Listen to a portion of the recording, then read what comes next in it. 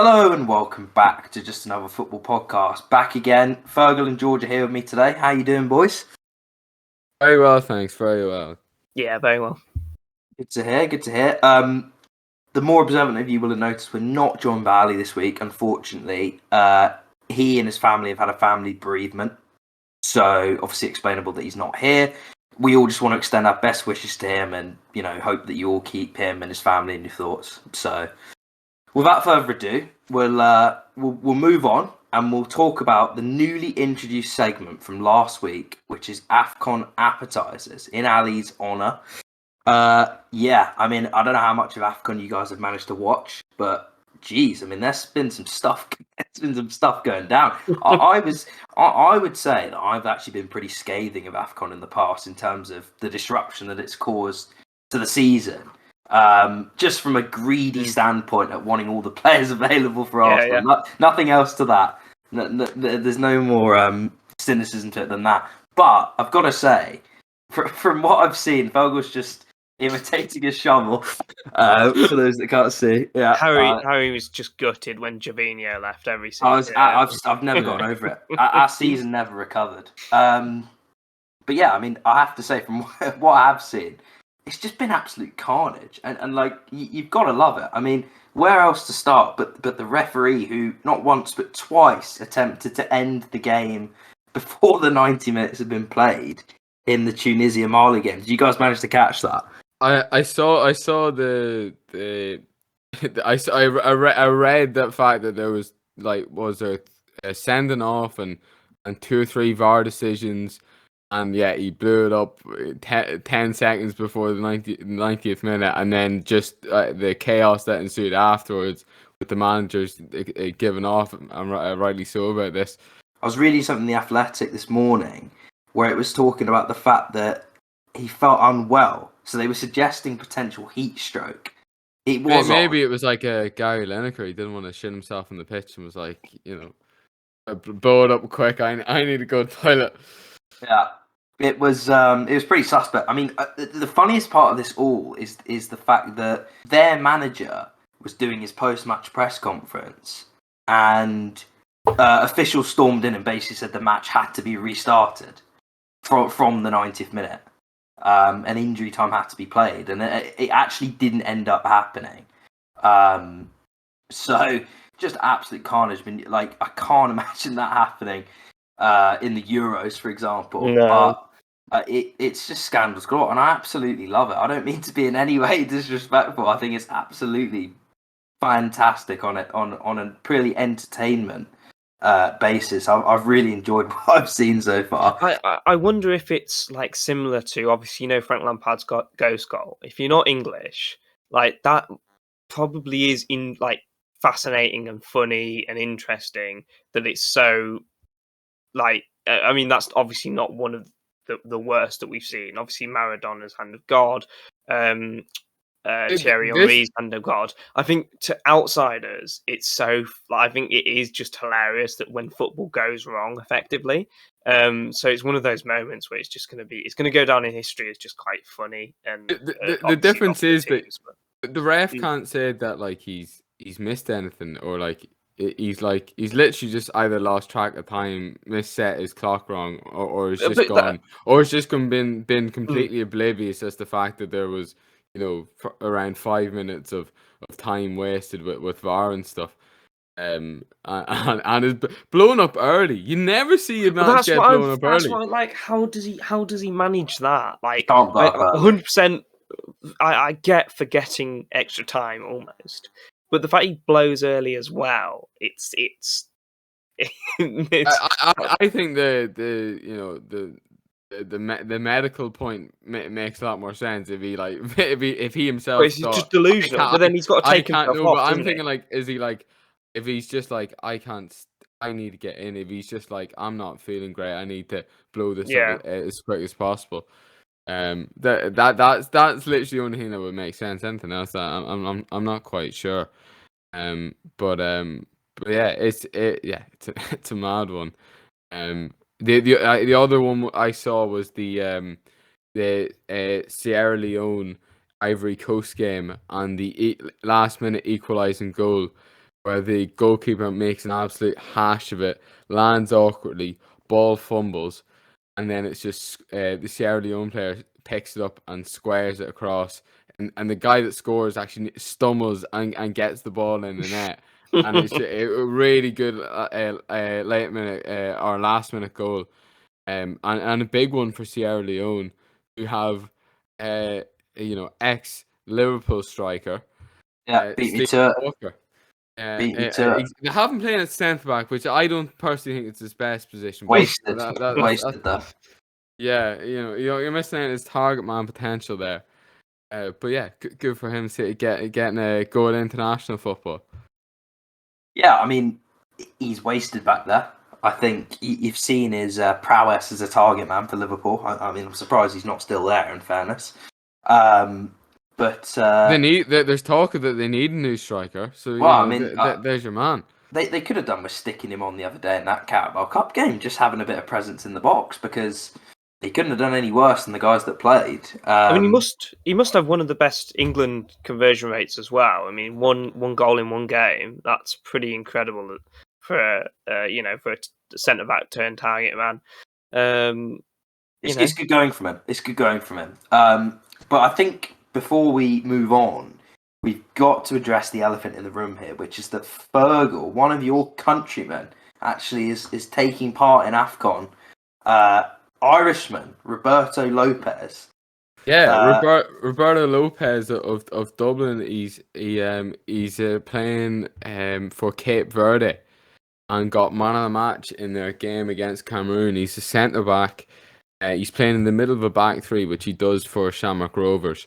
After winning the league title with Shamrock Rovers this year as well, very successful in Ireland. And yeah, he got contacted by the Cape Verde manager through LinkedIn, and he was offered to play for the Cape Verde national team. However, it was initially sent to him in Portuguese, which he does not speak. As far as I know, he only speaks English. He may know a bit of Irish, but he does not speak Portuguese, or there's another language as well. I can't quite remember the name of it that they speak in Cape Verde, and he doesn't speak any of it. And he initially thought it was a spam email, or a spam message on LinkedIn, so just dismissed it. And it was only when the message was sent him a second time in English that he realized it was legit, and he was being called up to play for Cape Verde. His father's from there. So yeah, really interesting story. If you want, we don't usually share it other podcasts, but the second captain's interviewed him. It's quite an interesting interview. But I won't give any more than that. You can go find it. I just love the idea of maybe like the Sierra Leone or Cape Verde putting out a LinkedIn job advert. Need a centre back. Qualifications 6'3". This is it. I don't know how. I don't know how the manager found out about him. Is it like someone that knows his grandfather that's still there? Is like, oh, his son's a footballer in Ireland. You should try find him, or or what the story is. Or is he just trawling through LinkedIn looking for players that have a Cape Verde flag in their bio? It's an incredible story, and like an insight into the smaller nations and how they go and find players. Like it's amazing. I just want to know how Stephen Kenny's not been looking at him. I mean, what's gone on there? I see. Well, when you've got the Irish Air Force and Shane Duffy at the back, we're good for centre backs. Yeah, results certainly reflect that, pal. They do. I know. I'm no sarcasm at all there, mate. I'm giving you some credit. It wasn't that long ago that you kept Portugal to a 0-0 draw. Exactly. I was there. Saw it with my own two eyes. Yeah. Well, we're trying to give Ireland too much credit on this podcast.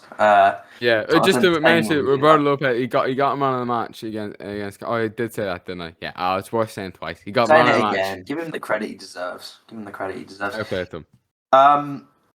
Moving on to slightly, to something slightly less amusing for you guys, which was Chelsea this weekend.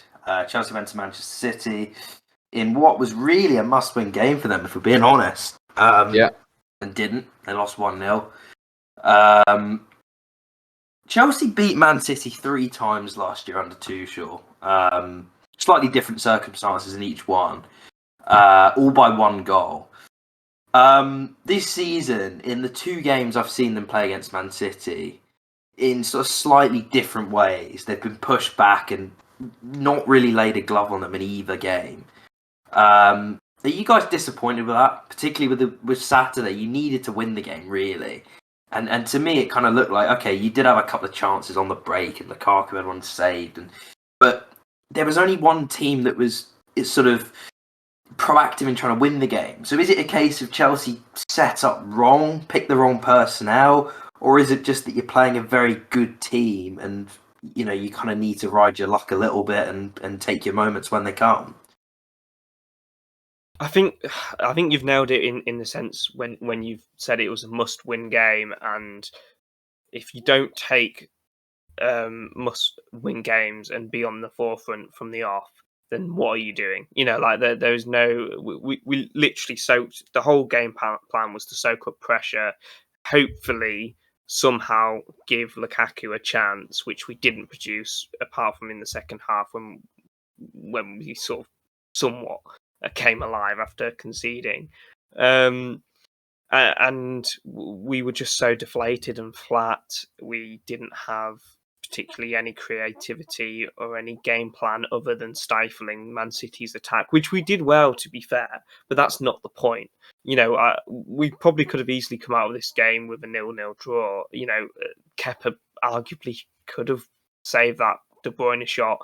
Other than that, there was a few chances, but I wouldn't say, Man City got too many clear-cut chances that we got torn apart. Having said that, to give credit to Kepa, he saved that one that Grealish had. I agree, but Edison also saved the one from Lukaku. That's what goalkeepers should be doing, especially at the top level. I think Mendy saves it, but that's also not. It's not the point. Yeah, that's what I was going to say. It's not the point. A draw wouldn't have been acceptable either. And the fact that we've gone out there and not even tried to win, seemingly, until we've gone 1-0 down, which is absolutely bizarre. And from what I can remember last year, the 3 wins, I believe Mason Mount started all of them. Yeah. I could be wrong there. We definitely started 2 of them. Yeah, and I remember him dominating Fernandinho, and then obviously in the Champions League, he also got the assist for the goal. I really see some real issues without Mason Mount in this team, and obviously Reece James as well, where we just lack anyone who connects the defence and attack. That in between the lines sort of player. We don't have that when they're not playing, and Ziyech, I just don't think he's good enough for Chelsea. I've said it quite a lot of times. I've been quite harsh on him. I don't dislike the guy. I just don't think he's right for the system. I don't think he's right for Chelsea. And I think all the blame has to lie on Tuchel for squad selection. He's got a big enough squad size. He's got the first team players that played. There was enough available enough at his disposal to win the game, and he didn't go out and win it. Try and win it. He didn't try and keep possession like we usually do. It was bizarre. You think, Fergal? I pretty much agree on everything. I like to, although Mendy might save that shot, I just think Kepa's for me has been really good recently. And I don't think I don't think. And he's unlucky that he's taken a step to the right. Maybe he saw something or tried to predict something.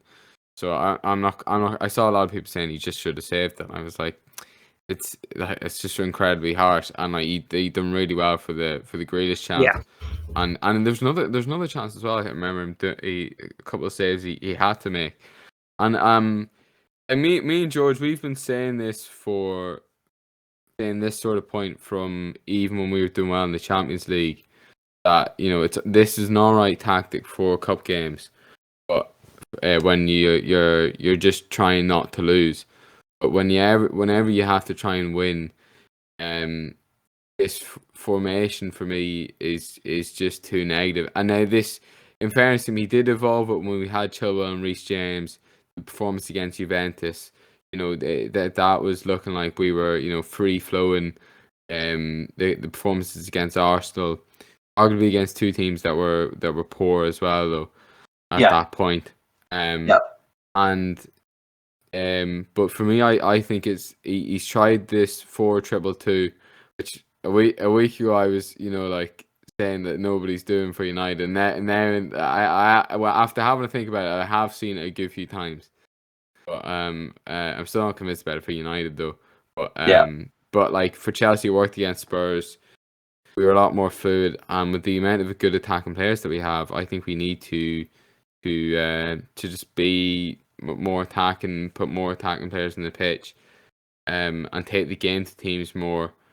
I'd like to see Mount in a more deeper role, and be it so he can progress and he can be more box to box and he can join in the attack in the same way he still does, but he can be that link man driving it forward, and providing passes for Lukaku from a deeper position. Do you think Lukaku was struggling? Like he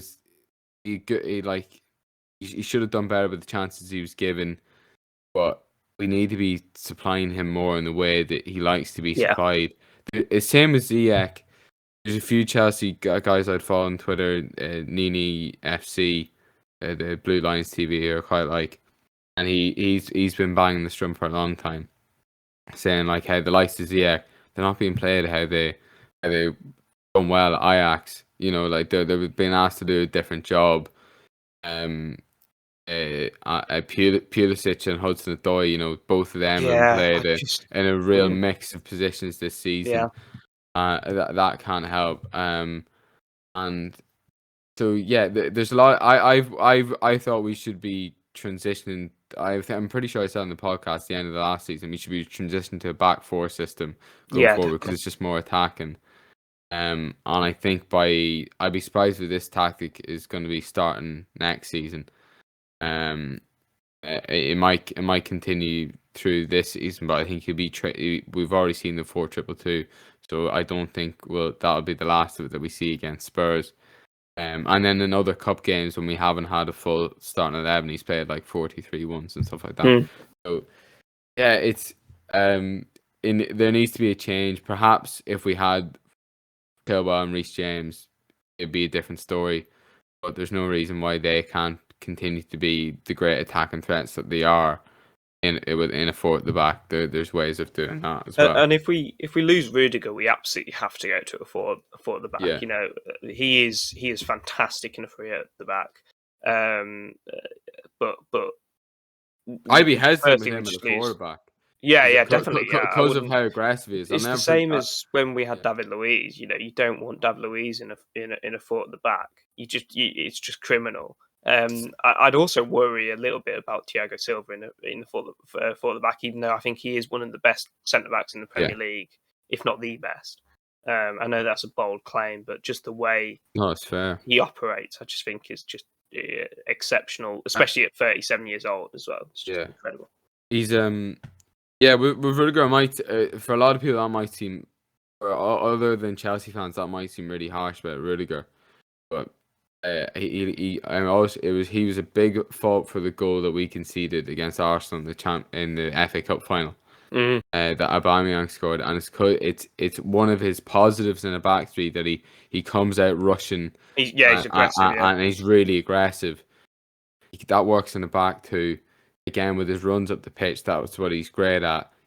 It's not necessarily something that can be done in the back too, and he needs to be a lot more hesitant and choose his times when to be aggressive a bit more wisely. Perhaps with how he has improved, he could do that. I'm sure he'd still be probably our best centre back, but the back three definitely suits him more. If we move on from that, I think we if he moves on, I think it probably is wise that we move to back four as well.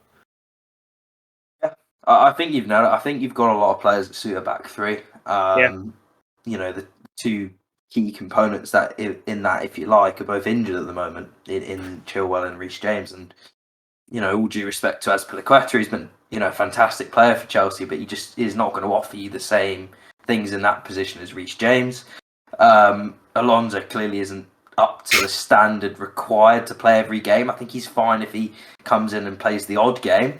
But obviously, with the injuries to Chilwell, he's probably going to have to play most games for the end of the season. And I don't know if you're going to get someone in on loan or someone in permanently to replace him. But It's coming back to the recruitment and like the people that we sold and the ones that we chose to keep, and like it's just a wee bit frustrating. We seen the board are constantly slow at plugging these little gaps of the second choice players. I remember when William was playing at right wing. I always thought we need another right winger because he would go in and out of form, and he just needed someone. We should have signed Ziyech or someone like Ziyech a long time ago. Like someone though we're slagging off Ziyech, we needed someone that was going to push for William. Yeah. And his best times whenever he was competing with Pedro, a lot of the time. As an example, and then the same at left back. Alonso's come in and out. Whenever we're playing wing backs, he suits it more. Now he's really on the way, and he's not always good at even playing wing back. And it's just like we're a bit slow to go out and spend on these second choice players, and when we do, we don't go for the perfect choice. We go for like a Zappacosta. Or an Alonso. And Alonso was just lucky that he actually ended up working out at the price point that we paid for him, because nobody knew about him before. Him and Zappacosta are basically the same signing. And one time it worked and the other time it didn't. So that's the risk you take with that. And you look at players that we've let go, and you do think about the Azpilicueta role, where obviously Azpilicueta is much better in that back three as a right centre back. Yeah. Who could we have had this season that we've let go? Livramento and Lamperty. Both have been, would have been a great choice as a backup right wing back. I don't know how ready they were to both play of that them are role. already being talked up for moves in their own right. Yeah, both of them are already talked up for moves. So perhaps they didn't want to risk having two young right wing backs as options in James and whether it be Livramento or Lamperty, a couple of seasons ago that he was let go. Yeah, I don't know. And now there's talk of Brozier going on top of all that, and it's like he looks pretty good. Some of the goals he scored just look like a proper number 9, and and that's what we lack at the moment. I mean, obviously Lukaku's supposed to. Yeah, Brozier's in better form than Lukaku. Yeah. There's no doubt about that, and my boy Tammy's in good form as well. Yeah, he's not bad, is he? He's not bad. Is there any danger Chelsea get dragged into a top 4 race? No. I don't think so either. Watching the two legs against Spurs, for example, they're miles better than Spurs. Yeah. It's just that looking at the table, if Spurs win their games in hand, they're actually above Chelsea. No, I don't think they will. Like, if's the big word there. Do you know what scares me most is that we'll never actually catch City ever again. And the reason why is not many teams changed Chelsea's style of play. They came, and we just forgot how to keep the ball completely, and that's practically the first only game thing was a we lot did. worse. Yeah, the first game. Well, I was going to say first game was the first game was worse for me because it essentially it was you had almost a full team out. You didn't really have nearly as many injuries as this one. And at the time, City were wobbling a little bit. I think they'd drawn at home to Southampton. They'd obviously lost to Spurs, and Chelsea were top of the league and unbeaten. And they just didn't turn up on the day, which happens. And they just swamped all over you. And sort of like the way I look at it, I think Chelsea are in a position now where they're clearly much better than the chasing teams for top 4, even if they were to win their game in hand. Like, they're a much better team than Spurs, Arsenal, Man United, West Ham. But I don't think over 38 games they're at the level of the two teams above them, and there's no shame in that. Like, Liverpool might drop off as well, but Liverpool proven in a couple of seasons that they can go and get high 90s points. Chelsea haven't done that yet. Even last season when Tuchel came in and he won the Champions League, in the league they weren't as good. I think they lost 3 or 4 games under him and limped into 4th.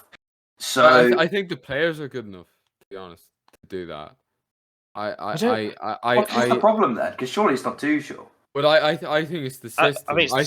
I think the system is this is the optimal. This is what you're looking at is the best that system can provide, and it's very bloody good.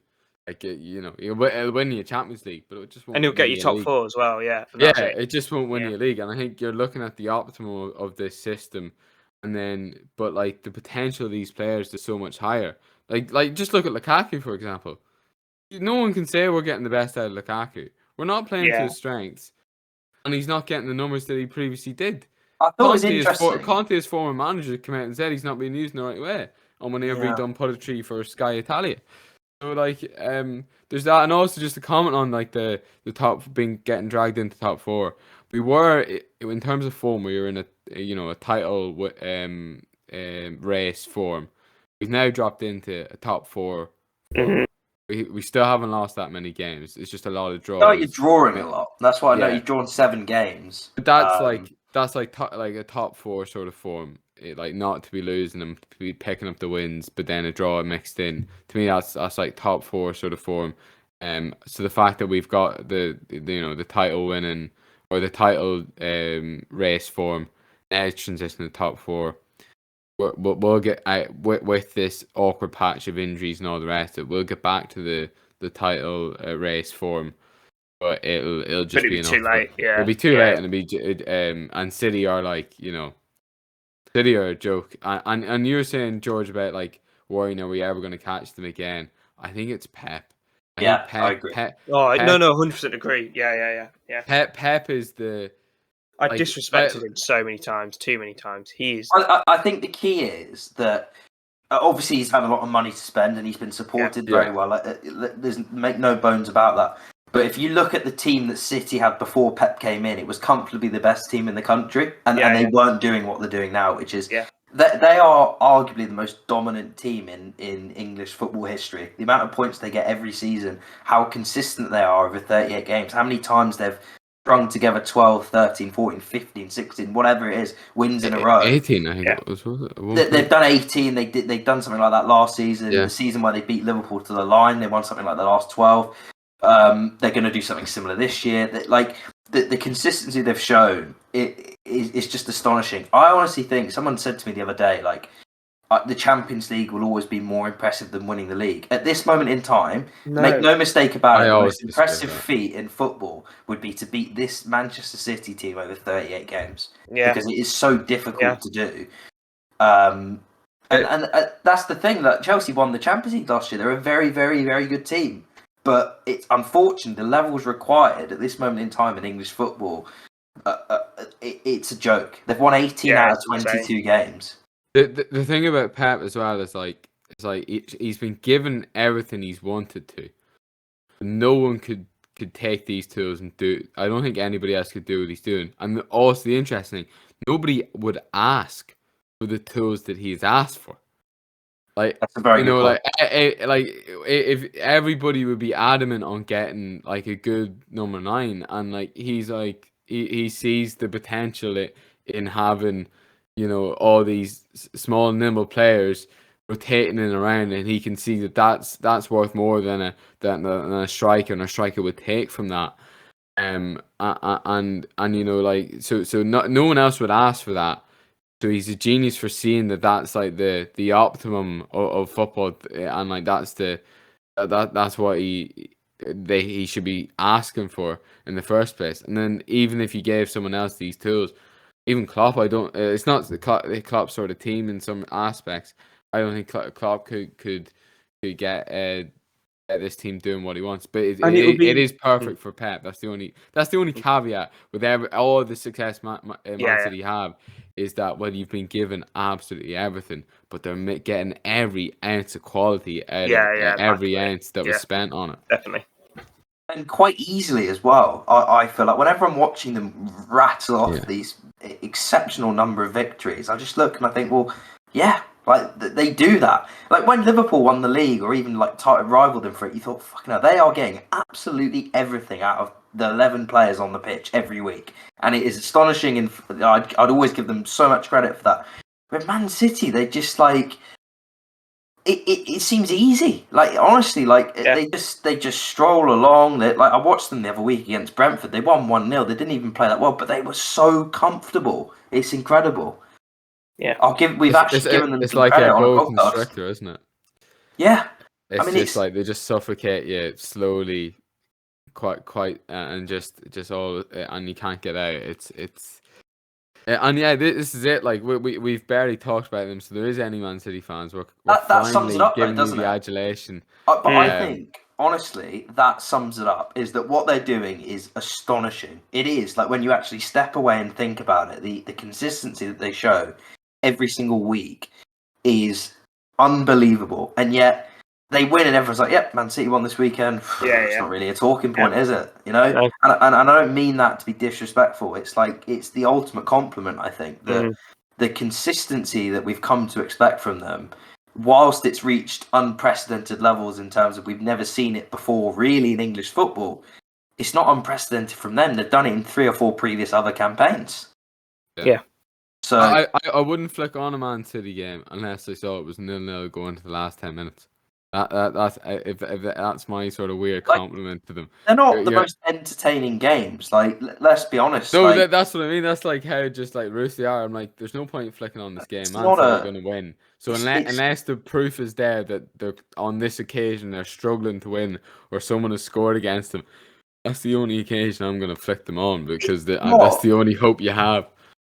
It's not like, it's not offensive to say their games aren't entertaining. If you look at their 2 probably most entertaining games this season, was their 2-2 draw at Liverpool and the game where they beat us 2-1 the other week. And they were probably the 2 games they struggled the most in. Yeah. They don't want games to be entertaining. They don't care about that. They're just going to do their thing, suffocate the opponents, pass them to death, work their openings.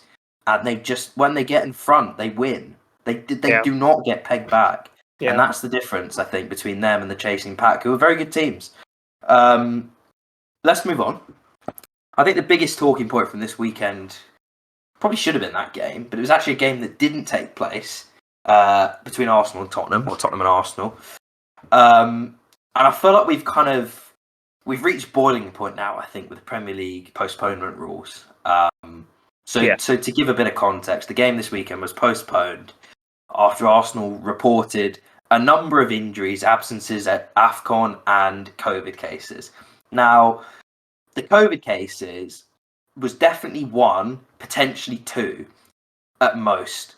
And so on the surface of it, you look at it and you go, well, that shouldn't be getting postponed because COVID hasn't caused that postponement. You can have 2 players missing from COVID. We had 4 players missing from COVID the other week against Norwich, and we played and we beat them 5-0. And so it wasn't due cause in that sense. I think where the problem has obviously been created is the interpretation of the rule is that if you have any players missing from COVID and injuries and absences, suspensions, or players at AFCON or other tournaments, whatever, that meets the requirements to have games postponed. And so they've put themselves, the Premier League, and let's make a clear point here, right? The Premier League as a body is self-governed. Premier Leagues govern the Premier League body. They decide these decisions. They have these meetings on Zoom and whatever, and they decide how the rules will work. And so while Tottenham, when they put that statement out on the weekend saying how they think it's ridiculous that it was postponed, absolutely it's ridiculous. But why didn't you air that in that meeting? Why is this rule been allowed to pass? They might have done, but they've not done it to a sufficient standard where that rule has not been able to be passed. I'm pretty damn convinced that if multiple executives of clubs said this is ridiculous, I don't think that rule stands. I really don't. And I know we're not privy to this stuff, and I know it's kind of like you're reading between the lines a little bit, and you're sort of going, well, surely they signed off on it, and then it's come to pass that it's ridiculous, which it is, and it's been taken to a point now where clubs are exploiting it. There's no doubt in my mind. Arsenal played 66 minutes against Liverpool with 10 men. They picked up knocks in that game. They had injuries. They had 1 COVID case. They had players at AFCON. And they've got the second leg next week. I don't doubt for a second they looked at it and thought, we don't want to play this game this weekend. But the problem is, they're well within their rights to do that. As much as clubs won't like it, clubs will protest it's ridiculous.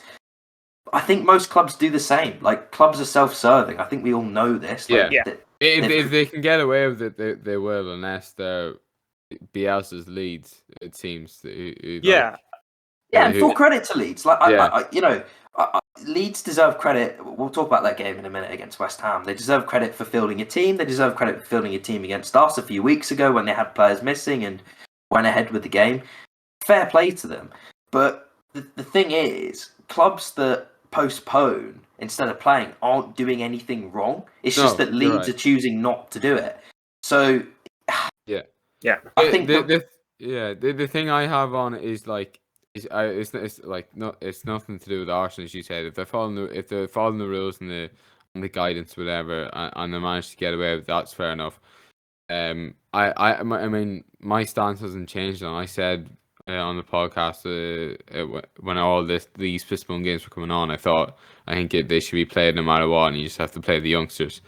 And I still stand by it. The only reason I think, in my mind, that a game should be called off is if it's like a very high risk that there's so many within the club that it'll become like some sort of super spreader event, or like it's too, from a medical standpoint, it's a really high risk that it'll spread to outside the club on a high number of cases or something like that. That for me is the only threshold that that a game should be called off when it's like sort of I don't know, some sort of national health issue. And anything else should carry on. But the issue, I don't know how they've got away with it, but the Liverpool false positives thing, like although it's gone on, just so I roughly worked out the how likely it was. I saw a tweet about it as well, and it was saying how the odds of having 5 false positive, Liverpool said they had 10. So this is only half the number. Is about 3 in 100 trillion. Either they're lying or they are. That's the problem, isn't it? Yeah, but I'm not savvy enough to the process that goes on to determine whether something could be faulty, and then you'd get that return. I completely understand that when you take lateral flow tests, the odds of them being false positive are extremely low, and therefore the odds 3 in 10,000 are false positive lateral flow tests. Right, so it's extremely low. Harry, just let me. I would just put it into perspective. Go for it, man. Go for it. Chances of winning the Euro Millions is 1 in 139,000. Liverpool was 3 in 100 trillion. The chances of a pregnancy being quadruplets, it's about 1 in 600,000. The chances of a pregnancy being a sextuplet, it's that's reaching the 1 in 3 billion, or 1 in 4 billion. 1 in 4. There's so many bloody numbers. 1 in let me see, 1 in 4 billion. That's the chances of a pregnancy having 6 kids is 1 in 4 billion. It's being struck by lightning. 1 in 500,000. That's its likeness of being struck by lightning in a year. 1 in 500,000. Chance of being struck by a meteor in your lifetime is apparently 1 in 1,600,000. Not sure about that one. So those are some unlikely things that puts it into perspective. I think you've got to ask, where did they get these tests from? Where have they got these tests? No, I guess to go back to the Arsenal thing, because unfortunately, I guess the reason why this is a big story and the reason why we're talking about it is because of Arsenal, and it's not Arsenal's fault, and everyone's been saying that, but it's not to Arsenal. It's in the press because of Arsenal, and the reason why is to put a bit of context around it.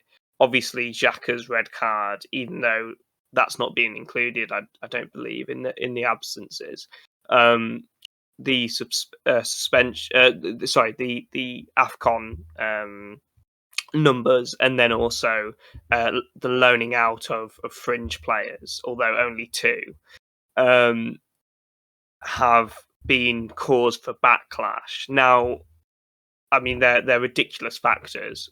Unfortunately, Arsenal are one of the most popular teams in the world, let alone England. So they're going to get a huge amount of media attention, and when they do stuff like this, especially in a North London derby, it's going to get traction, it's going to get criticism, and it's going to cause a story. Now, people like Gary Neville and James Carragher did the right thing in calling postponements out. However, the timing is very convenient. Yeah, I think With the situation. Neville also, the reason I sort of take issue with him slightly is he has a vested interest, not only as a Sky Sports employee, because obviously they're working that game, they're the ones televising it, they earn the money from it. He's also an owner of a club, and so I think he understands that when games are postponed, there's a backlog of them as the season goes on, and therefore there is a knock-on effect. So while I understand his point, I kind of don't want to hear it from him because he has reason to be saying that other than just I'm objective and this is my view on it. Yeah, I do think where it becomes difficult, and this is kind of the only reason I can think why they haven't necessarily distinguished between COVID cases and injuries, is because if you get into a situation where you've got COVID cases and players through this busy period in particular are having to constantly play games and you can't rotate, you could argue that then injuries are being caused by COVID indirectly. And so that's where I think it gets a bit more difficult in terms of, in this case, they weren't. They were not caused by COVID. But I think it's quite difficult for the Premier League to go, right, we're going to set out a rule here where we can determine if COVID cases have been caused, injuries have been caused by COVID cases because you've had to play players constantly. I think the lines would then become too blurred.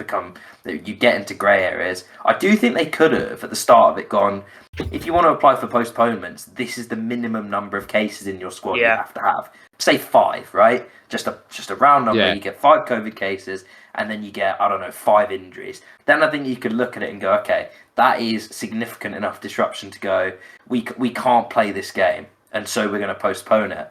But I also think with the Premier League, are they doing it to look after player welfare, or are they doing it because they want to see better games? They want to see better players playing on the pitch for their teams. They don't want to see, Arsenal play Leeds' under-18 team and beat them 4-1, or, they don't want to see one-sided fixtures where one team is crippled with COVID and injuries and other teams are, full strength. I think it is that, but going back to your earlier point, I think it's just a bit more selfish. They're like, we don't have our best team, so we don't want to play this now. I think it's much more like just self-serving and they're just trying to look out for themselves. They know that there'll be an occasion where it will be unfair, where one team is completely fine, the other team is has aside for the youngsters. The awkward thing is it's hard to bring in a rule midway through a season that's so significant. So they can't do it now. They can't change it now. They can't change it now. So like it's gonna be like you just have to hope that the standard of what's needed to postpone games is carried fairly and has been carried fairly throughout. But I think going forward, real changes. I think you just have to be like, put the onus on the clubs. Go, look, you have to fulfill these fixtures. As I said, the only what I think the only reason should be if there's like some bigger risk other than the football club. I think you have to do it that way, and just be like you have to fulfill the fixture and put out kids, and if you're asking your players to play too many games, well, you should have swapped him out for a squad player or for younger under 23s. I think the problem with that is they can't. Yeah, they should have done that from the start. Well, they can't do it now because it'd be inconsistent. And I think the third thing that's come out of this is there is a burden of privilege with the big teams in the sense that, and it's not a burden actually, it's a benefit where the Premier League, I think, have been a little bit more lenient with the bigger teams when they have missed bigger players. And I think there have been inconsistencies, and this is not to the fault of the big teams that do want postponements because big players are out, but big players missing is more noticeable. So 6 big players for Chelsea missing is more noticeable than 6 big players for Brentford missing, and that burden of just higher profile players is that. Yeah.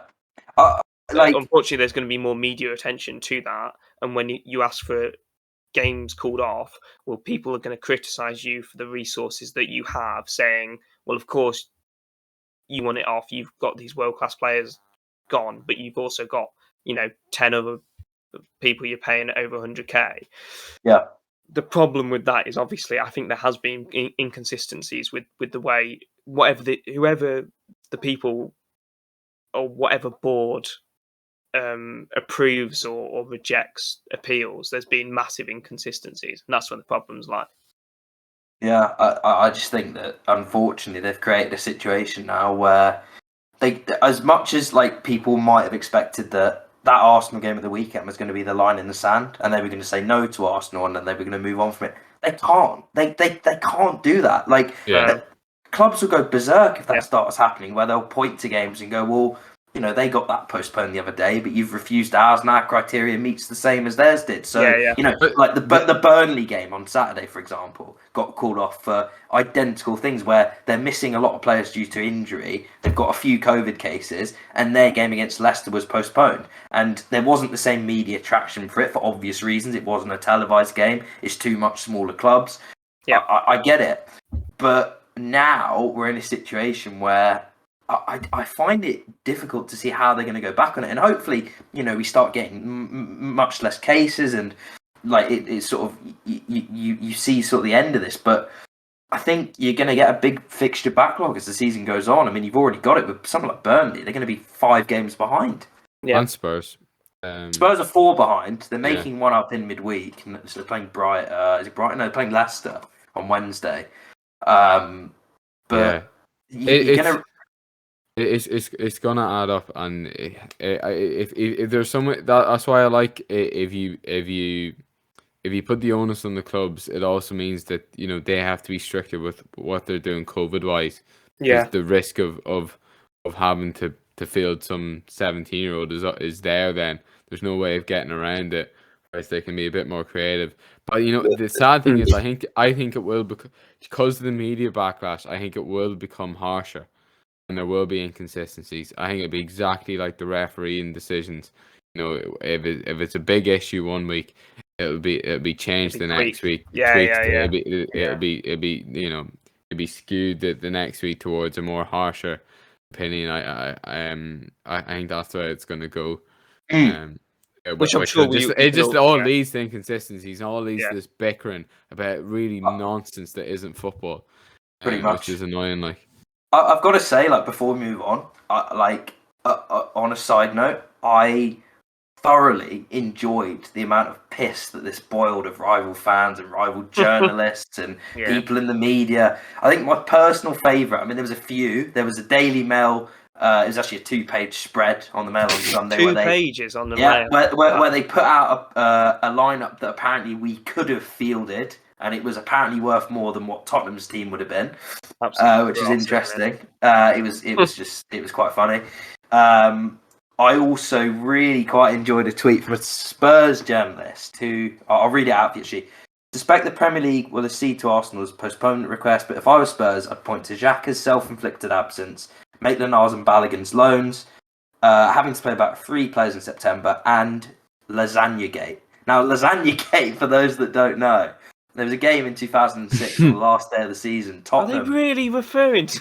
I mean, I just you gotta love it, haven't you? Going back 16 years to a game that went ahead because Spurs players had food poisoning and they bottled top 4 in typical Spurs fashion. See, the funny thing is, I think that is a relevant point, but that point should have been brought up whenever the first game was postponed and said, like. We didn't stop games whenever a whole team had the same illness. This is an illness. The whole team has it.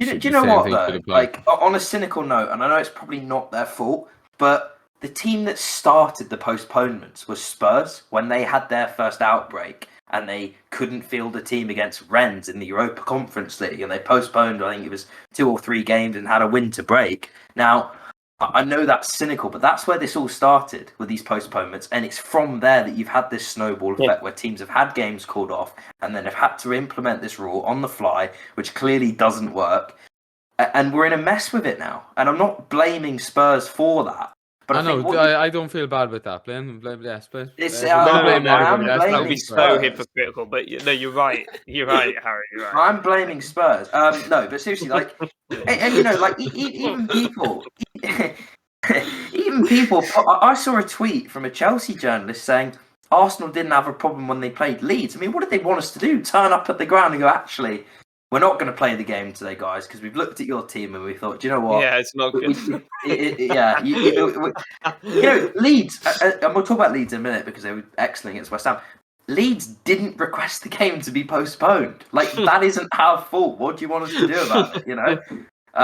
It's not like you, like, vehemently campaigned against Leeds. Every Not game. If every team had honor and credibility, then you'd be like, then fair to slag off Arsenal. mean, Leeds Chelsea are the only team not to be trying to get away with this. Chelsea and Man City got are the only rejected, teams. didn't they? Yeah. Well, we've tried. It's not like we haven't tried. Exactly. But I was going to say that is where the inconsistencies are. To be fair, and that's where the sort of, I guess, burden of privilege, as you would probably put it. I think the Chelsea one was Wolves, wasn't it? And that before there was actual. It was written in stone. Yeah. The threshold you had to surpass for games to be postponed. So it wasn't clear. I think even then, like, as much as your bench was bare bones, it was actually, you had a goalkeeper, you had 13 players, and so as much as it was. I think we should have played it. Definitely, it's just more that you tried not to. So that's the point, I suppose. Is I know it was rejected again. It's the Premier League's fault, but that, if anything, proves clubs are self-serving. And full credit to Leeds, by the way. We'll talk about them now. Leeds should be praised for being well. In fairness, they have had games postponed, but it does seem like Leeds should be praised. Leeds should be praised. Not other teams should be criticised. I think that's where you've got to make the distinction. They're the ones that have actually maybe gone above board and thought, do you know what? We've got a team we're going to play. I think that comes from Bielsa as well. It comes from Bielsa. He said it after the Arsenal game. I think he said it yesterday as well. He said, well, we didn't meet the threshold. Even though I think they could have probably fluffed it and gone, we've not got anyone available. We want to postpone. Obviously, this is where it becomes interesting. The thing I mentioned about injuries.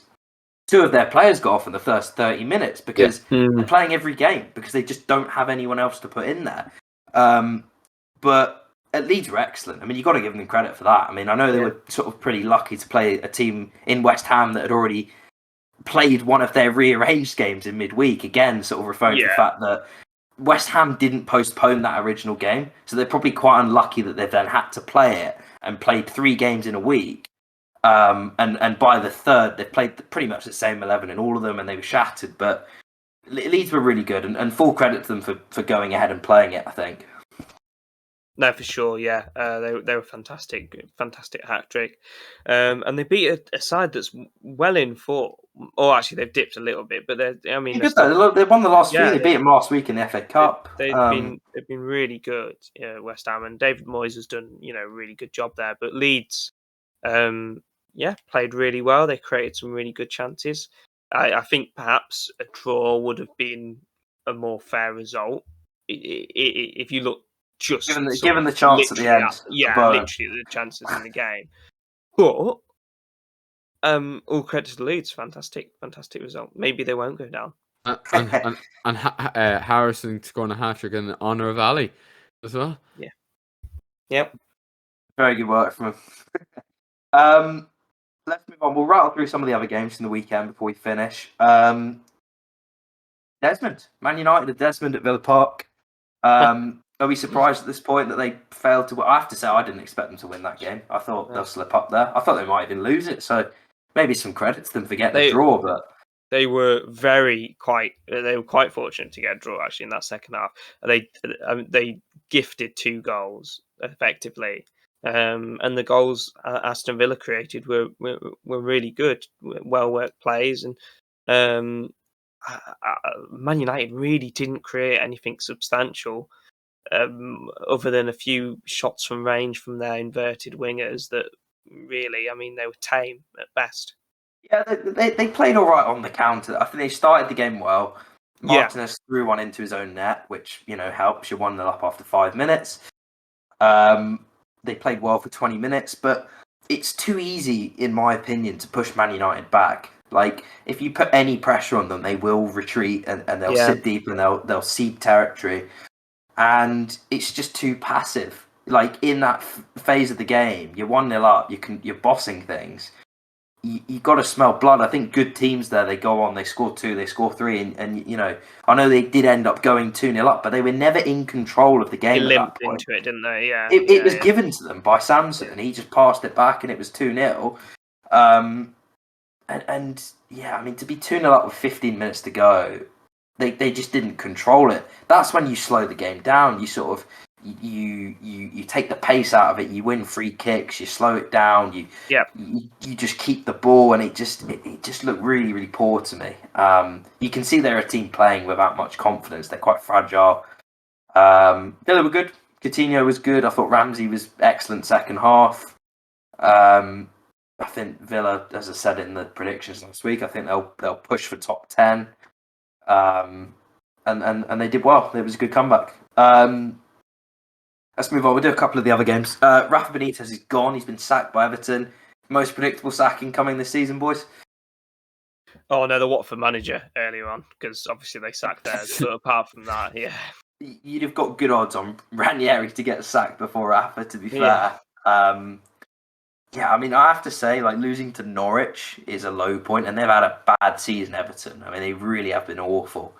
Yeah. But that was probably Richarlison's the only positive part of Everton right now, and they've sold one of their most creative forces in their fullback as well. Digne's gone to Steven Gerrard. Rafa, the agent, I've heard he's bigger than Villa now. Thrown around. Steven Gerrard is Aston Villa. Wait, what was that? He's gone to Steven Gerrard. He's gone to Steven Gerrard. He's gone to Steven Gerrard. Yeah. My point was he's gone to Steven Gerrard. Agent Rafa, has he been sabotaging? That's the point I was making. But yeah, I think they'll regret the decision. What's my point then? Yeah. Oh no, to sack him, because I don't see the Well, the contenders, the guys they're getting linked with him, and it really is just an dross, isn't it? It's awful. It's like they've thrown 6 names into a hat and gone, yeah, we'll pick one out. And I mean, Roberto Martinez was the front runner. I've read that he's turned them down. He wants to stay on. Of course he would.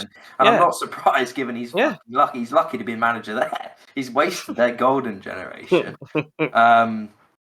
Yeah, I mean, you've got Wayne Rooney, you've got Graham Potter, I think would be a great appointment. I don't say Wayne Rooney like that. Wayne Rooney's doing well. Maybe a bit early. He's doing okay. Doing well, but he shouldn't be managing Everton at this juncture. Come on. It's one thing. Like, don't get me wrong, right? I don't know they could get relegated. Derby expectations are on the floor, and I know that like it's very difficult circumstances to work with. But let's be honest, he can't fail there. If they go down, everyone will go, well, yeah, they're supposed to get relegated. He can't, but he's doing a really good job. He's doing a really good job to give them hope of staying up. They shouldn't have a chance. Let's be honest. They're 8 points off, only for they've played 2 extra games, haven't they? Have they? Yeah, they've played extra games on the teams around them, definitely. Reading gives them hope anyway. Yeah, well, that's true. Careful. Yeah, they've played one more game than Reading. But yeah, I mean, like they got a chance. I mean, look, I'm not knocking him. Fair play to him this season. He's done very well given the circumstances. But it's one thing to do very well given the circumstances at a bottom of the table championship side. I think Everton's a different prospect. It really is. And I'm not saying that people expect the new manager to come in and get them pushing for top 4. But there are expectation levels there. And I just don't think he's ready at this point in his career to go there and meet those. But no, it's probably a bit early. Yeah. It is a bit of an odd one. Like the whole situation and the amount of like decisions that have been made by Rafa Benitez with like backroom staff. It's just so bad. It's just so badly done. It goes beyond that though. Look how much money they've spent since Mashiri came in. Spend that. Yeah, no, Rafa didn't. Rafa didn't because they're in a position with financial fair play where they cannot spend. They've spent beyond their means to such a point where they've spent loads. They've gone nowhere. They've gone backwards. And they still want to move stadiums as well. It's insane. When I think of Everton, I look at it and I think of obviously when David Moyes used to manage them. I don't think the Everton fans ask a lot in terms of like. I don't think they expect to get top 6, top 8. I think that they want a team that's difficult to beat, works hard for each other, and they enjoy watching. And I think when you look at it, Rafa Benitez and his teams notoriously, I know his Liverpool teams were good and hard to break down, but he's not been that manager for a decade. I think his job he did at Newcastle is incredibly overinflated by the fact that, yes, he stayed there, he's a bit of a hero, he got them promoted. He played terrible football. All his metrics were on par with Steve Bruce. And I know Steve Bruce spent money, but they played crap football. It all makes sense to me now, you know? And he just wasn't the man. I mean, for obvious reasons as well, his prior connection to Liverpool, what he said about Everton in the past, it was never going to work. The first sign of trouble, they were going to lob him out, and it was a long time coming. And I think it's an instant sacking offence to let Adam Idah score a goal against Germany. Good God. But what I was going to say was, what also was a long time coming was Adam Idah's first goal. Yeah, well, and I feel sorry for Rapanese that he came up against Idah on the I think that's our cue to move on. Man of the match, Idah. So, Georgia, with a brilliant performance. Keep an eye on him. He's gonna come good. Something's happening there. A bit of confidence. You watch. Get him in your fantasy team. Yeah, I won't be getting him in my fantasy team. Sorry. But moving on. 4 words I've seen a lot this weekend. Ward-Prowse for England. Talk to me, boys. As the 6th choice centre mid, yeah, why not? As a regular star, absolutely not. Nowhere near the first team. Good to bring on for dead ball situations. If you're chasing a game, maybe the last 20 minutes, you can pick a pass as well. But as a consistent sort of England starter, absolutely not. However, I would say potentially the Premier League's best ever free kick taker. Yeah, let's give the guy some praise. I mean, that free kick he scored against Wolves. Oh, it's disgusting. And obviously, it's not the first time he's done it. The guy strikes a great ball. He really does have good technique. Better than many other players in the league.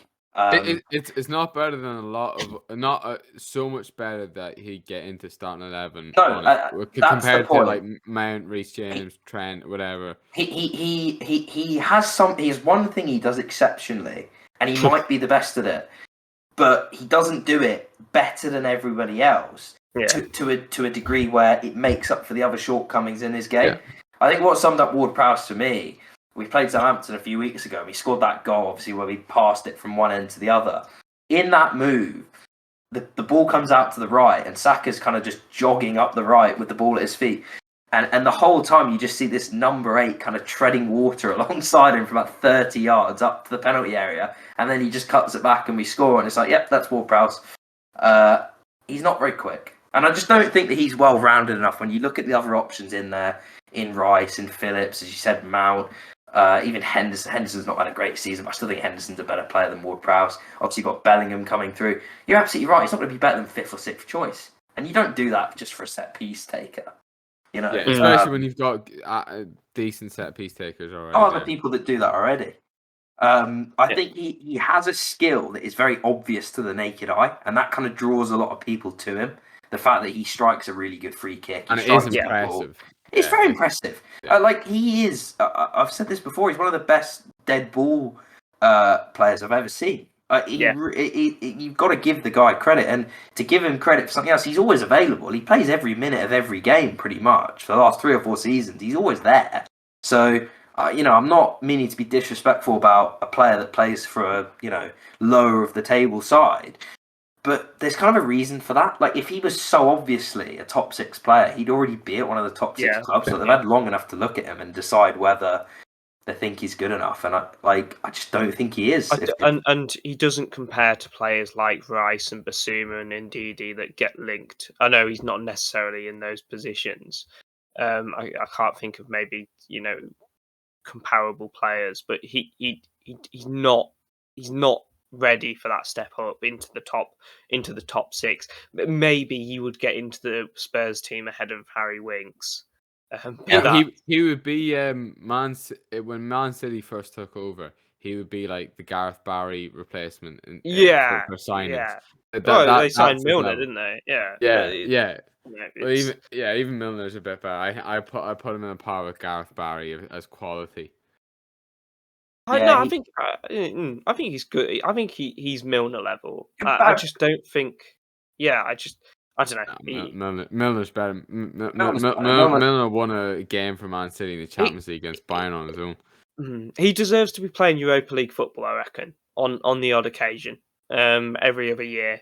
That's what I'd say about James Ward-Prowse. That's it. Yeah, I think that's fair to suggest. And before we finish this week, just going to go over just another fantasy pick. Fergal, do you want to update the listeners on how we've been doing? Yeah, so it's with all the postponements and stuff, it's been a bit mental. But last week I picked Dominic Calvert-Lewin. He done very well for me, missed the penalty and got 0 points in the end. And Ali picked Antonio, got a very respectable 9 points. George picked De Bruyne, so only got the 2, so potentially a bit of a waste for such a big pick. And Harry, you're back in the race, my son. You better start believing in title races because you're in one.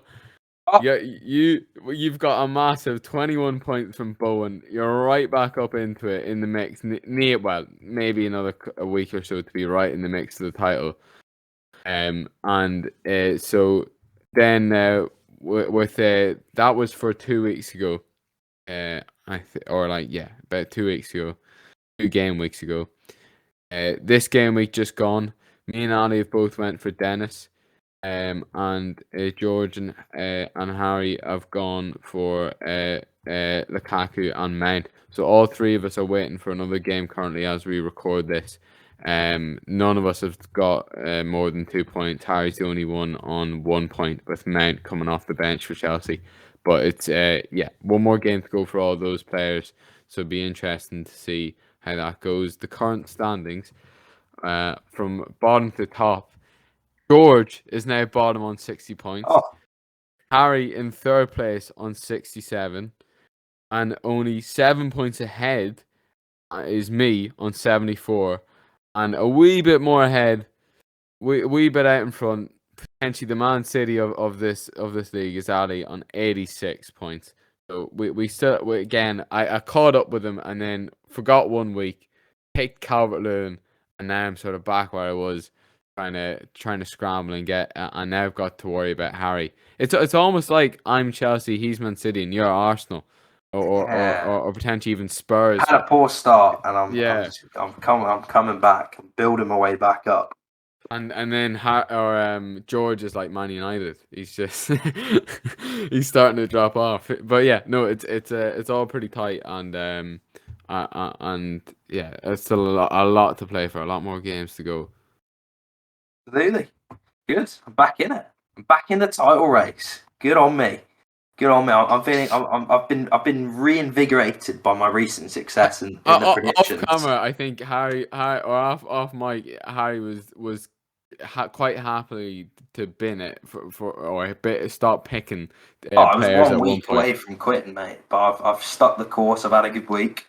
I'm feeling confident, and I'm feeling good, man. I'm feeling like I could go on and win the title. Be a rags to riches sort of story for me there. It's been unbelievable. I'm waffling now, so I think we'll call time. Fergal, pleasure as always, mate. Cheers, take care. Thank you, mate. Thank you guys for listening. We'll catch you on the next one. Cheers.